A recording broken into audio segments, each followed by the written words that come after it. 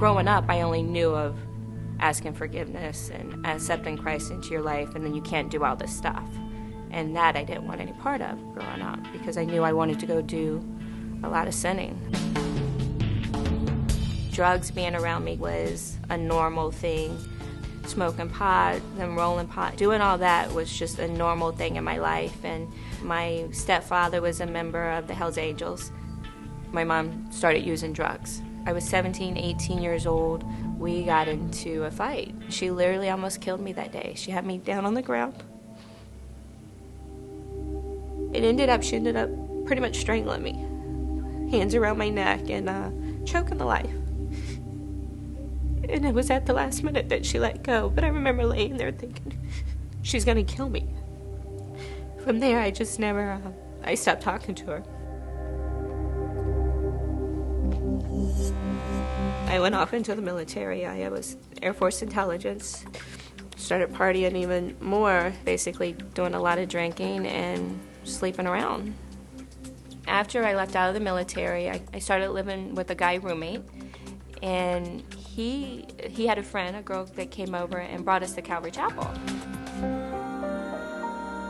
You know, before I even showed up for church that night, I knew I was walking forward. My mind was made up, and as soon as he said it, I was up and walking forward.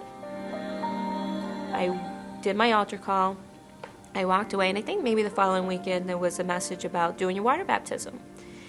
And I remember sitting there, I'm like, no, I'm not ready for my water baptism. And I essentially went out and wasn't done sinning. My main addiction is porn. I started watching porn when I was 15 years old. And this guy that I met and essentially ended up marrying and divorcing was filming porn for the internet. And I must have met him 2 weeks after my altar call. I look back on it now and I could just see where Satan was not letting go, and the people that he started putting in my life to make sure I wasn't drawing closer to the Lord, but still staying stuck in my sin. So I quit bartending, and I actually got a job in a corporate America environment. I have the professional job, I pay my bills, I'm a law-abiding citizen, I can do whatever I want. I can party at night if I want, I can travel. It still doesn't satisfy. I was creating a monster in myself. And then at that very moment, it was like I remembered my altar call. And I was like, I made a promise. And I have not kept it at all. And I didn't want to be that person.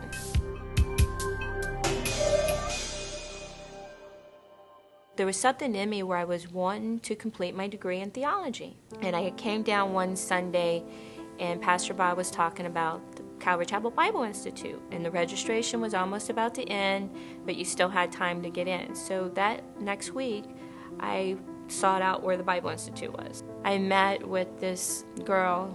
She gives me the application, and she put me in hermeneutics. And I had to break down a Bible verse that was like Colossians 3:12, and my Greek word was meekness. And I was this hard, independent, there was nothing about me that was meek. And after searching out and really breaking that word down, that was everything that I wanted to be. Halfway through the semester, I went down and did my water baptism. And I was like,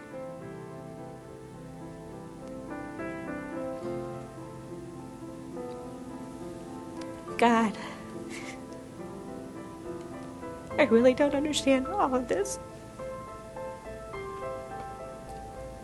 And if you just be patient with me, I'll do this thing. I'm all in. I'm yours. And he's been patient with me. He, one step at a time, cleaned up each thing. It's not like I had to walk in and give up everything. You know, he was graceful. And it's nice to know that he never walked away from me and waited for me to come back.